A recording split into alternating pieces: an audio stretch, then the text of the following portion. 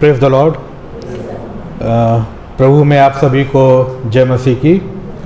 और मैं बहुत ही खुश हूँ कि आज प्रभु ने ये मौका दिया कि आप लोग के साथ आज हम इबादत में हैं। धन्यवाद पादरी साहब के लिए कि उनसे बात हुई, उन्होंने हमारे इस रिक्वेस्ट को समझा और हमको यह इन्विटेशन दिया कि आज हम आपके साथ इबादत में सहभागी हों। और जैसा कि पादरी साहब ने बताया कि हम और भाई Cyril Bible society of India Allahabad auxiliary से आए हैं। इलाहाबाद में हमारा ऑफिस है और इलाहाबाद से पूरा यूपी और उत्तराखंड हम लोग का क्षेत्र है जहाँ तक हम लोग उसको पहुँचते हैं, जाते हैं। हर सिटीज़ में अलग अलग चर्चों में हम लोग बाइबल संडे साल में एक बार करते हैं, क्योंकि पॉसिबल नहीं हो पाता है कि हम लोग 2 बार आ सकें। और कहीं कहीं विज़िट भी कर पाते हैं, स्टाफ का में नहीं भी पहुंच पाते हैं। तो अपनी प्रार्थनाओं में बाइबल सोसाइटी के लिए ज़रूर याद रखें। और फिर जैसे भाई साहब से बात हो रही थी कि मेथोडिस्ट जो चर्चेस हैं वो बाइबल सोसाइटी से बहुत क्लोज हैं। हमारे सेनाई भी बहुत क्लोज है। हमारे जो पहले सेक्रेटरी साहब थे रेवरेंड राजन दास, आप लोग बहुत लोग जानते होंगे, लारसी के थे और अभी शायद वो रायबरेली में हैं।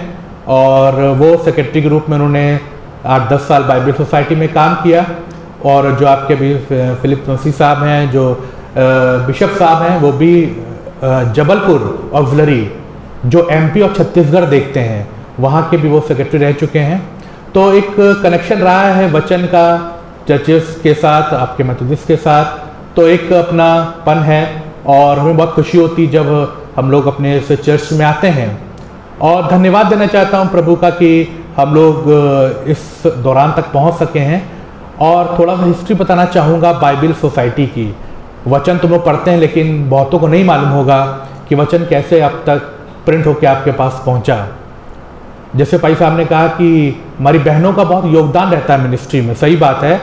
इसकी शुरुआत भी एक लड़की से हुई थी जिसका नाम था Mary Jones. And she was I think 14 और 15 ईयर्स की थी। वो वेल्श एक गांव था इंग्लैंड में, वहाँ पे। और वो वहाँ पे उस समय प्रिंट का काम नहीं होता था। 1804 की बात है, ये 1804 की बात है। और वो 26 माइल्स मतलब 40 किलोमीटर तक अपने घर से, उसको गांव से, वो जो एक चर्च था वहाँ तक प्रभु उस समय बाइबल प्रिंट नहीं होती थी, काफ़ी बड़ी बाइबल हुआ करती थी। वो पास्टर ही खोलते थे, उसको पढ़ते थे। और ऐसे सबके पास नहीं हुआ करती थी, प्रिंटिंग का काम उस समय नहीं था, ना ट्रांसलेशन इतना होता था। तो वहाँ से वो अपने चर्च को आती थी 40 किलोमीटर पढ़ने के लिए और वहाँ से जाती थी। और बहुत मिनिस्ट्री में बहुत उसको आगे बढ़ना था, प्रभु की उस पर दया थी और उसके अंदर भी एक जिज्ञासा थी। और वो सोचती थी कि जिस तरीके से ये वचन मैं सुनती हूँ, बहुत से उसके आसपास लोग हैं, बहुत से ऐसे लोग हैं जो नहीं भी आ पाते लेकिन प्रभु का वचन सुनना चाहते हैं। यह हमारा कर्तव्य कि उनको हम बताएं। तो इस प्रकार से उसने पास्टर से रिक्वेस्ट करी, जैसे पाल साहब हैं, कि ये बाइबल मुझको दीजिए ताकि मैं वहाँ पे लोगों को बता सकूँ कि प्रभु का वचन क्या है। तो पाल साहब ने सोचा छोटी लड़की है, 13-14 साल, क्या बताएं, प्रिंट नहीं होता है, क्या इसकी फॉर्मेलिटीज़ हैं। तो उन्होंने बोला कि नहीं प्रिंट हो सकती है, बहुत पैसा लगता है, इतना आसान नहीं है कि हम उसको कॉपी करके दे पाएँ। तो वो अपने फिर गांव गई और 6वें महीने बाद फिर पादी साहब के पास आई।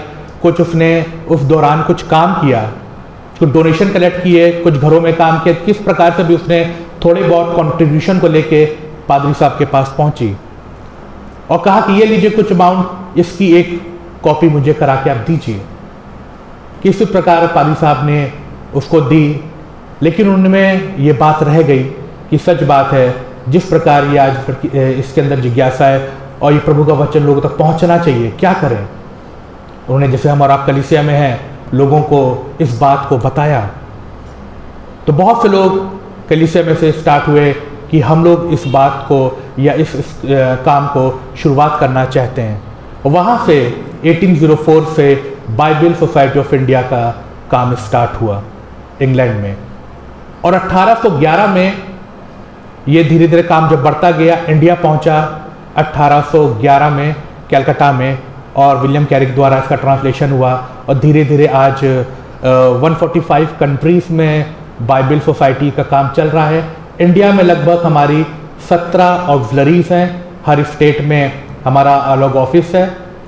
पहला काम जो बाइबल सोसाइटी का होता है, बहुत संस्थाएं तो बहुत अलग काम करती हैं, लेकिन जो मेन बाइबल सोसाइटी का काम है ट्रांसलेशन, अनुवाद, एक ऑथेंटिक अनुवाद करती है, जिसको कि WCC के द्वारा मानता है कि जो BSI का वचन है वो लोगों तक, चर्च तक पहुंचता है। और ये हम लोग, जैसे मैंने बताया कि ट्रांसलेशन वर्क जो होता है, अनुवाद, बहुत कठिन होता है। एक बाइबल से दूसरी बाइबल की लैंग्वेज में अनुवाद करना हम लोग तो बहुत आसान से इसको पहुंचती है, लेकिन हमने शिलोंग जहाँ सेंटर, वहाँ हमने देखा है कि कितना मुश्किल होता है, लगभग 10 साल लग जाते हैं। अभी आप देख सकते हैं बाहर हम लोग स्टॉल लगाएंगे, किताब मुक़द्दस एक बाइबल आई है देवनागरी स्क्रिप्ट में, उसको बनाने में लगभग दिल्ली में वो उसका काम चल रहा था, पहले इलाहाबाद में हुआ, आपके OM सेंटर में कुछ काम होता था, फिर यहाँ से प्रोजेक्ट दिल्ली चला गया, जिसको उर्दू को हिंदी में लिखा गया है, जैसे रोमन है वो हिंदी में लिखा गया है, उसको बनाने में लगभग कम से कम 10 से 11 साल लग गए। तो समझ सकते हैं ट्रांसलेशन वर्क कितना एक चैलेंजिंग काम है। दूसरा काम बाइबल सोसाइटी का था प्रिंटिंग। बहुत अच्छी हम लोग की प्रिंटिंग होती है, कितने मैं जाता हूँ लोगों विजिट करने, बहुत पुराने लोग अपने बाइबलों को दिखाते हैं। आज भी मैं देखता हूँ बाइंडिंग हो सकता है ख़राब हो, कवर ख़राब हो सकता है, लेकिन पेपर आज भी मैं देखता हूँ कि पढ़ने में आता है, और कितना मतलब मैं समझ सकता हूँ कि बहुत हमारे जो बुजुर्ग लोग हैं वो आज भी बाइबलों को रखे हुए अपने पास बहुत प्यार से। तो मैं देखता हूँ कि वो प्रिंटिंग कितनी अच्छी थी। आज तो बहुत टेक्नोलॉजी बढ़ गई है, यदि आज आप पुरानी उसमें जाएँ तो उसमें टेक्नोलॉजी नहीं थी, लेकिन तब भी fine printing Bible society use करता है। तीसरा काम होता है बाइबल सोसाइटी का प्रिंटिंग के बाद डिस्ट्रीब्यूशन, वितरण, लोगों तक उसको पहुँचाना। तो ये हम लोग अलग अलग प्रकार से पहुँचाते हैं। तो ये मेन जो 3 काम है बाइबल सोसाइटी का, ट्रांसलेशन, प्रिंटिंग एंड डिस्ट्रीब्यूशन, ये मेन हम लोग काम को बाइबल सोसाइटी ने स्टार्ट किया। तो अपनी प्रार्थनाओं में इसको हमेशा याद रखिए कि ये काम सिर्फ बाइबल सोसाइटी का नहीं, पास्टर का नहीं, हम सब का है। जो वचन को पढ़ता है, कर्तव्य है कि लोगों तक वो वचन को बता सके। BSI इज मीडिएटर, कि आप लोग की प्रार्थना के द्वारा लगभग कितने 200 साल के ऊपर हो गया बाइबल सोसाइटी इस कार्य को कर रही है। तो इलाहाबाद ऑक्सिलरी जो हमारा ऑफिस इलाहाबाद में बना, ये बना था 1845 में। जैसे उन्होंने बताया 1811 में कलकत्ता में पहुंचा, फिर चेन्नई में, बॉम्बे में, फिर 4th नंबर पे इलाहाबाद में इसको लाया गया, ताकि नॉर्थ इंडिया के नाम से, British and north India Bible society के नाम से 1845 में हम लोग को इलाहाबाद में लाया गया। तो इस बार हम लोग ने 6 दिसंबर को 175 साल इलाहाबाद ने पूरे किए। 175th एनिवर्सरी हम लोगों ने मनाई थी, लेकिन कोविड की वजह से बहुत लोगों तक नहीं हम लोग गैदरिंग कर पाए। कुछ लोग थे, लेकिन प्रभु का धन्यवाद दे रहे थे कि बहुत अच्छा एक हम लोग का बाइबल सोसाइटी की बिल्डिंग है, कभी आप इलाहाबाद आएँ तो देख सकते हैं। बहुत पुराने कुछ बाइबल्स हमारे पास रखी हुई हैं। तो 175 साल हम लोगों ने बाइबल सोसाइटी के पूरे किए। तो बहुत बड़ी एक हमारी गर्व की बात है कि प्रभु ने ऐसी चीज़ों से हमको और आपको जोड़ के रखा हुआ है।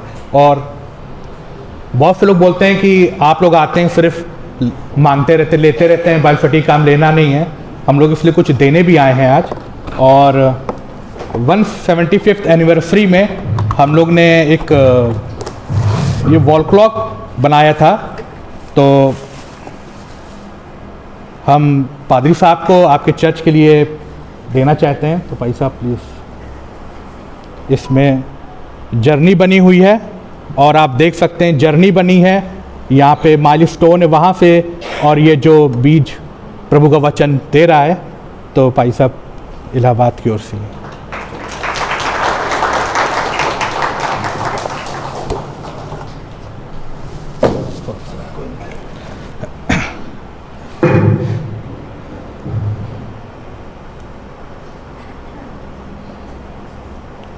और प्रभु के वचन की ओर चलेंगे।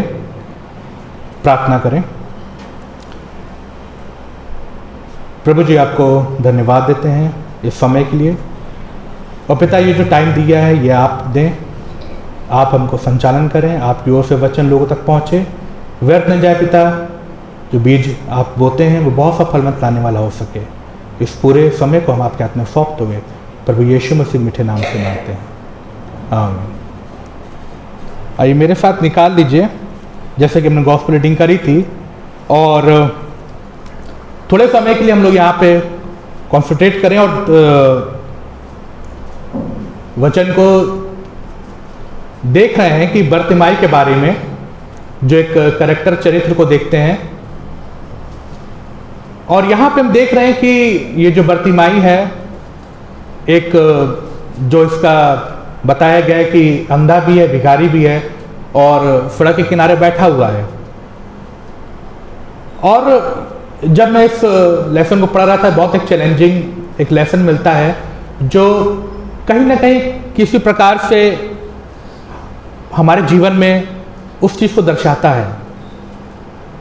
हम भी आज मिनिस्ट्री में अलग अलग प्रकार से, आप लोग भी प्रभु के काम में या अलग अलग तरीक़ों से आप लोग योगदान करते हैं। तो कहीं ना कहीं मैं देख रहा हूँ, वचन आपसे ही बात करें और इसको आप समझें कि ये कहीं ना कहीं हम लोग के जीवनों में इस प्रकार से चीज़ों को आ जाती हैं। बर्तिमाई बहुत टाइम से बैठा था, और जब वो बैठा हुआ था सड़क के किनारे, तो वहाँ से यीशु मसीह निकले। बहुत बड़ा क्राउड होगा, मॉब होगा, चले जा रहे होंगे यीशु मसीह। और जब देख रहे हैं यहाँ पे वो भीड़ वहाँ से निकल रही है यरीहो से, तो हम देखते हैं कि वहाँ पे जो भिखारी है, सबसे पहले उसने क्या किया। वचन में क्या लिखा है कि जब यरीहो से भीड़ निकल रही थी, तो तिमाई का पुत्र बर्तिमाई एक अंधा भिखारी सड़क के किनारे बैठा था, और वो ये क्या लिखा है उसमें, सुनकर। प्रभु का वचन क्या बताता है, जिससे कान हो वो सुन ले। तो यहाँ पहली बात मुझे लगी कि वो व्यक्ति बैठा हुआ था और लोग चिल्ला रहे होंगे, यीशु मसीह का नाम ले रहे होंगे, और वहाँ पे उस व्यक्ति ने ये सुना कि यीशु मसीह यहाँ से आज निकल रहे हैं। और इस बात को मेरे विजो मैंने बहुत गंभीरता से लिया कि आज इसके पास शायद एक समय आया। पूरे वाक्य को यदि आप देख रहे हैं तो इसी का चरित्र यहाँ पे दिखाया गया है, और भीड़ का नाम है, और तीसरा यीशु मसीह का नाम है। और मैं सोच रहा हूँ यहाँ पे जब वो बैठा हुआ था तो लोग चिल्ला रहे होंगे, और ये सुनकर, देख तो पानी था, सुनकर सिर्फ उसने यीशु मसीह से मिलना चाहा। और मैं सोच रहा हूँ ये बहुत बड़ा एक मौका था, एक अपॉर्चुनिटी थी उसके पास कि आज के दिन को वो मिस ना करे। कितने सालों से कब बैठा होगा, कितने इंतजार कर रहा होगा, वी डोंट नो। लेकिन आज उसको एक मौका मिल गया कि शायद आज प्रभु जी जा रहे हैं यहाँ से, लेकिन आज के मौके को खोए ना। और जब उसके लिए मौके खोने के लिए उससे बैठा नहीं रहा, वो क्या करने लगा। लिखा है कि वो सुनकर यीशु नासरी निकल रहे, क्या करने लगा, पुकारने लगा। वो चिल्लाने लगा, पुकारने लगा, यीशु मसीह के पास पहुंचना चाह रहा था। और बहुत बड़ी बात, जब वो कोशिश कर रहा था पुकारने की, तो लोग क्या करने लगे। क्या लिखा आगे कि बहुतों ने उसे, क्या लिखा है, डांटा। यस, ये वो काम है जो शायद हमारे साथ या हम कहीं ना कहीं हमारी चीज़ आ जाती है। मिनिस्ट्री करते हैं, निकलते हैं, कोशिश करते हैं आगे बढ़ने की, लेकिन बहुत से लोग क्या करते हैं, डांट देते हैं। बहुत से लोग डिस्करेज करते हैं। बर्तिमाई के साथ भी ये था, उसने कोशिश करी कि शायद प्रभु से आज मिल ले, दोबारा मौका मिले ना मिले।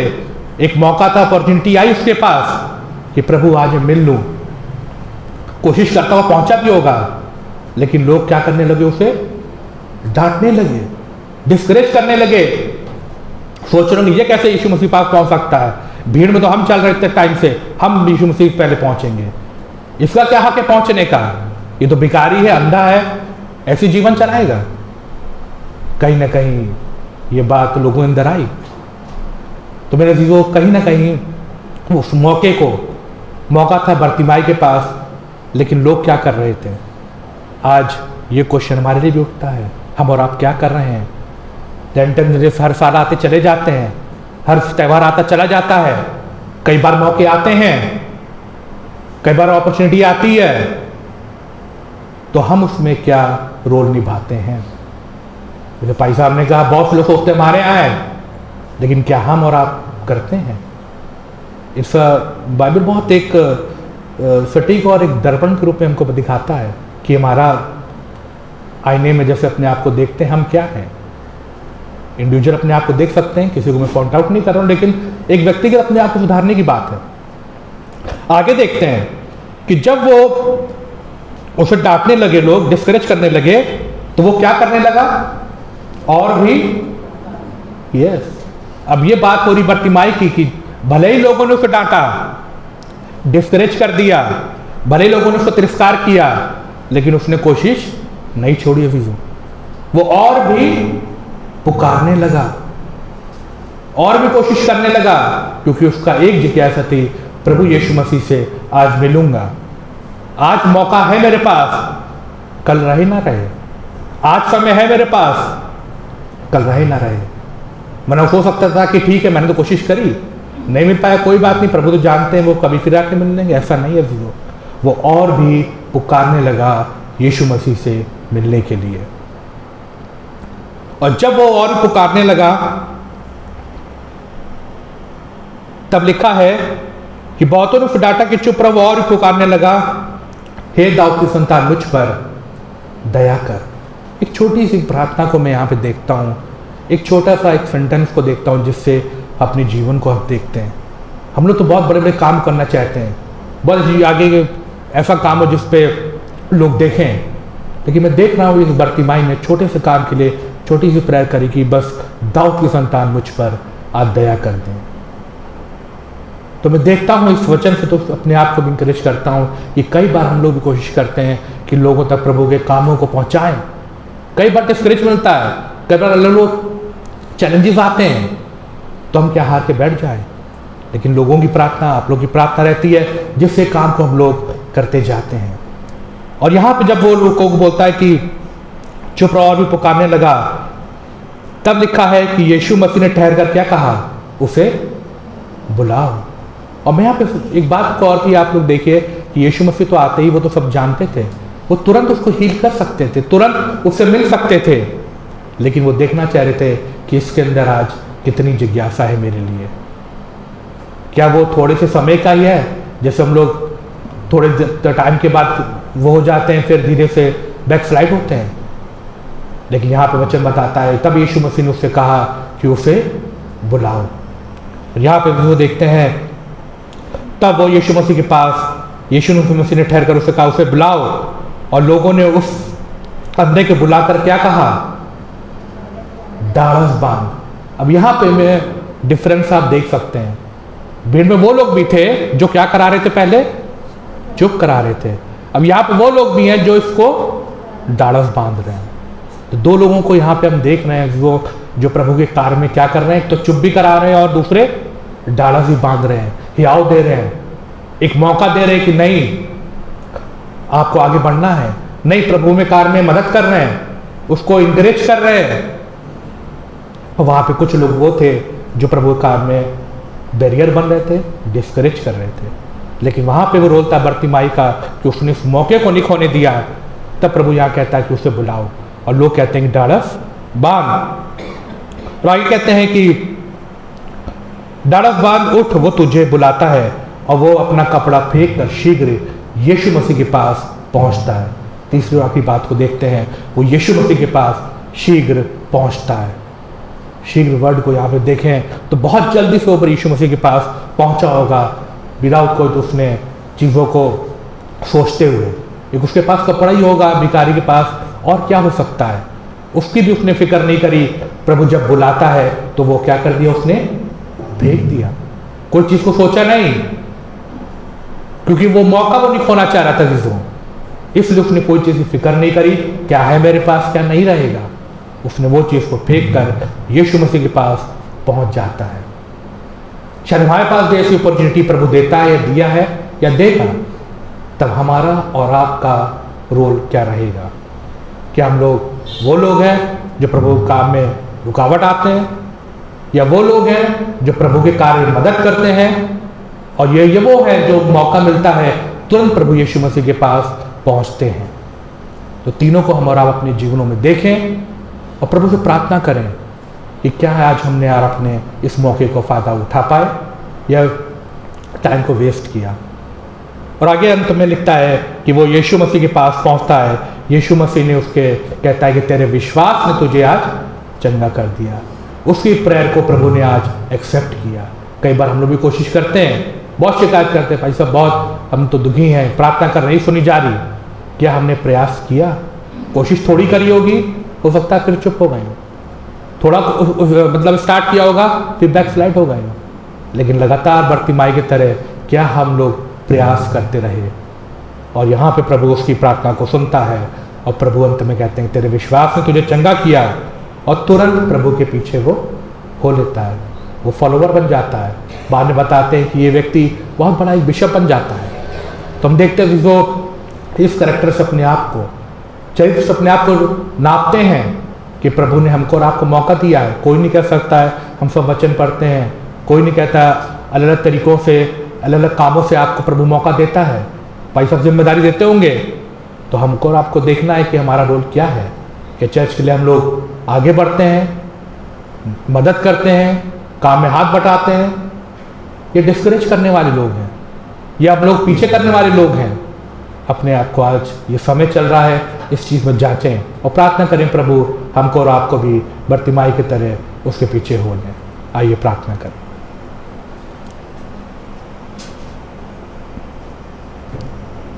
प्रभु जी आपको धन्यवाद देने हैं इस बात के लिए, समय के लिए, और पिता इस चैलेंजिंग काम के लिए जो आपने हमको सौंपा BSI मिनिस्ट्री द्वारा, इसका आपको धन्यवाद देते हैं कि आज आपने फिर से एक अजीज सुंदर चर्च में भेजा। धन्यवाद हमारे पादरी साहब के लिए, उनके परिवार के लिए, जो आपने इन भेड़ों की रखवाली पे दिया पिता, बाखूबी वो निभाए पिता। आप उनके जीवनों में आशीष प्राप्त रखें, पूरी फैमिली को आपके हाथ में सौंपते हैं। और पिता प्रार्थना करते हैं पूरी कलीसिया के लिए, हमारे बुजुर्गों के लिए, सारी कमेटीज़ के लिए, बहनों के लिए, भाइयों के लिए, सब पे आपका आशीष प्राप्त हो। ये सुंदर कलीसिया को आप बढ़ाएं पिता। बहुत से लोग इस कलीसिया के द्वारा आपके नाम को जाने, आपके वचन को पढ़ें, जागृति लाने वाले हो सके पिता ये लोग। और पिता सारी तकलीफों को, प्रॉब्लम्स को, तकलीफों को, हर चीज़ को इस चर्च से आप दूर रखें, बल्कि इस सुंदर चर्च को आपके हाथ में सौंपते हैं पिता। और पिता हर एक बीमार हैं, जो परेशान हैं, चिंतित हैं, उनको भी आप शिफा प्रदान करें पिता।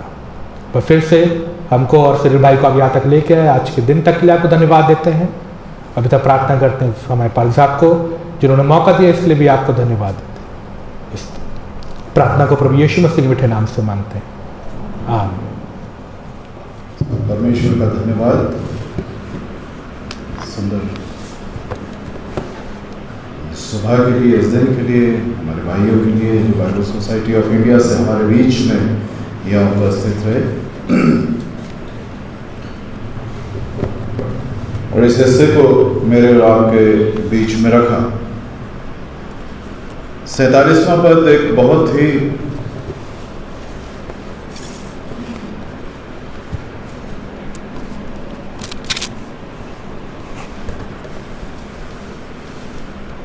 महत्वपूर्ण हिस्सा है इसका।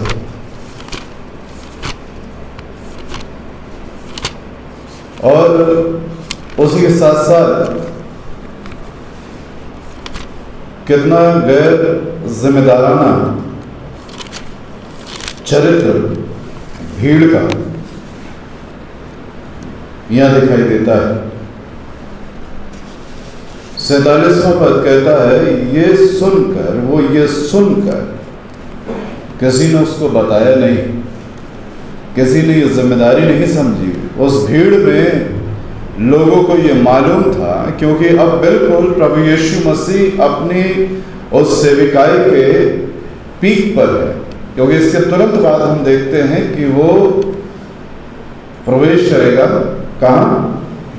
यरूशलेम।